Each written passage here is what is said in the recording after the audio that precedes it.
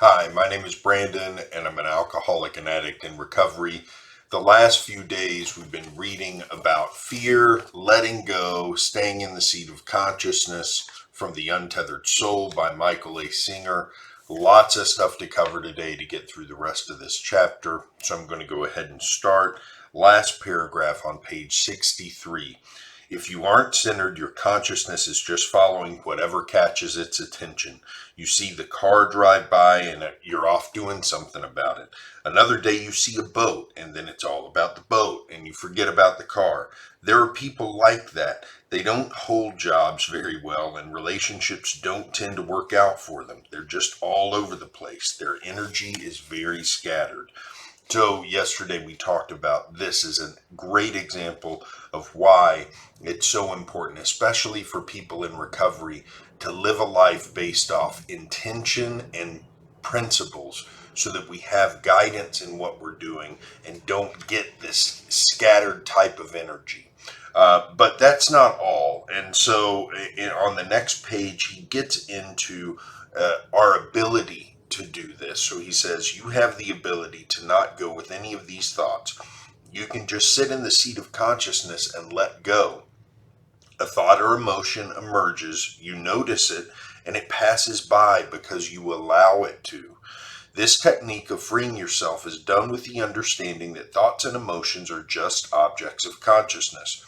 When you see your heart start getting anxious, you are obviously aware of this experience. But who is aware? It's the consciousness, the indwelling being, the soul, the self. It's the seer, the one who sees. The changes you experience in your inner energy flow are simply objects of this consciousness. If you want to be free, then every time you feel any change in the energy flow, relax behind it. Don't fight with it. Don't try to change it and don't judge it. Don't say, oh, I can't believe I'm still feeling this. I promised myself I wouldn't think about that car anymore. Don't do that.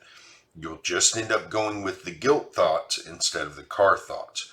You have to let them all go. So again, the idea is coming up that we've got to let go. We've got to relax. We've got to let go. Again, this is important in our recovery programs. We're often taught that we've got to cease trying to control everything around us and everything that's going on in here. Look, the mind does stuff all the time that we can't control. What we can do is observe it, watch it, and not get caught up in it. We can not get caught up in those and run away with those emotions and those feelings. And that's what we're trying to start doing. We're not trying to eliminate anxiety, for example. We're trying not to get caught up with it. As we do that, the power gets leached away from that anxiety. And as we practice this, because it is a practice, then all of a sudden we'll notice that anxiety is coming around less and less and less. But it's not about getting rid of it. It's about disengaging from it. So later on this page, he says, let's take a slow motion look at what happens if you do go with these energies. First, you start to have a thought or a feeling. This feeling could be as subtle as your energy flow starting to tighten and become defensive, or it could be much stronger. If these energies capture your consciousness and all the power of awareness gets focused on them, this power actually feeds them. Consciousness is a tremendously powerful force. When you concentrate on these thoughts and emotions, they become charged with energy and power. That's why thoughts and emotions get stronger the more attention you give them. Let's say you feel a little jealousy or a little fear. If you focus on it, it grows in importance and demands more of your attention. Then because your attention feeds it, it becomes infused with even more energy and draws more attention. That's how the cycle goes. Eventually, what started as a passing thought or emotion can become the center of your entire life. If you don't let go, it can get completely out of control. So I would imagine that a lot of people who have dealt with things like anxiety, depression, obsessive compulsive thinking, can identify with what was said just there. If you don't let go, it can get completely out of control. If you acknowledge and then think about these thoughts, these energies that you have, the stronger they get. This was my case when I was having a lot of problems with anxiety. Anxiety would come up. I would acknowledge it. I would start to fight against it, which would make it stronger. And then the fight itself would become anxiety. And I would become anxious about the fight against anxiety. And then that became a cycle that just like a tornado, the more it spun, the stronger it got. And it eventually pulled in every aspect of my conscious life until finally all I knew in the moment was anxiety. And that's when a panic attack set in. I couldn't do anything about it. You know, what I've learned in my recovery is to relax behind these emotions when they come up and to watch them and not to engage with them. Sometimes that's difficult and I'm not always successful, but a lot of times if I can just relax and let my emotions happen, let my fears come up and just watch them and acknowledge that they're there, but not engage with them, then they just pass on by. And that's what he goes on to say. He says, a wise person remains centered enough to let go every time the energy shifts into a defensive mode. The moment the energy moves and you feel your consciousness start to get drawn into it, you relax and release. Letting go means falling behind the energy instead of going into it. It just takes a moment of conscious effort to decide you're not going to go there. You just let go.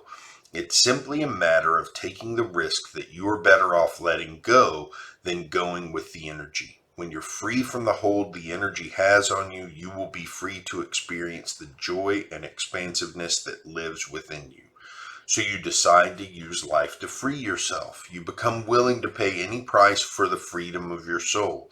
You will realize that the only price you have to pay is letting go of yourself.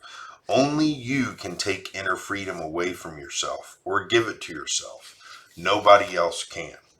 So we spend a lot of our time blaming other people for why we feel the way we feel, when really it's the way that we react to the world around us that dictates how we feel on a moment-to-moment basis. It's not the people in the world, it's the way we react to them. Again, this is a cornerstone of a lot of recovery programs and certainly has been an important part of mine. And even in recovery, I find myself blaming other people for the way I feel. And whenever I catch myself doing that, I have to pull back some and realize that it's my reaction to them that is really dictating the way that I feel and not what they're doing. And so this became, I had two interactions recently with my wife where this became very important. And one day we were having a conversation and I got defensive and I felt those defensive energies and I went with them and I got salty in the conversation and I was resentful afterwards. Then yesterday we had a different conversation where I felt those energies come up again and just relaxed behind them, let them come and go, and then handled the conversation the way I thought it should be handled, which was very calmly and, just expressing the way I felt and not getting upset about it. That conversation went very well. We reached a mutual agreement and it was very good and we felt closer after that conversation. So it's the way that we react to the world that changes the way we feel and also then influences our relationships with other people. So he goes on to say, and this is where the work, that's the daily work that a lot of us have to do in recovery programs. We hear a lot about the daily work we have to put in. This is it right here. you will see that the energy does have the power to draw you in. Even once you decide you're not going to let this happen, it still has a tremendous power over you. It happens at work and it happens at home. It happens with your children and with your husband or wife. It happens with everything and everybody all the time. Your opportunities to grow are endless. It's always there in front of you. Just commit to not letting the energy draw you in. When you feel the pull, like someone pulling on your heart, you just let go. You fall behind it. You simply relax and release. And no matter how many times you're pulled, that's how many times you relax and release. Because the tendency to get drawn in is constant.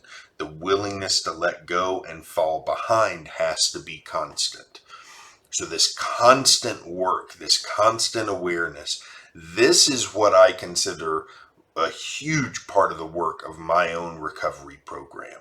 This day-to-day, minute-to-minute monitoring of how am I reacting to the world around me? Where do I need to check myself? Where do I need to get my pride and ego out of the way? And where do I need to just relax behind the emotions that I'm feeling, any defensiveness, any fear that's come up?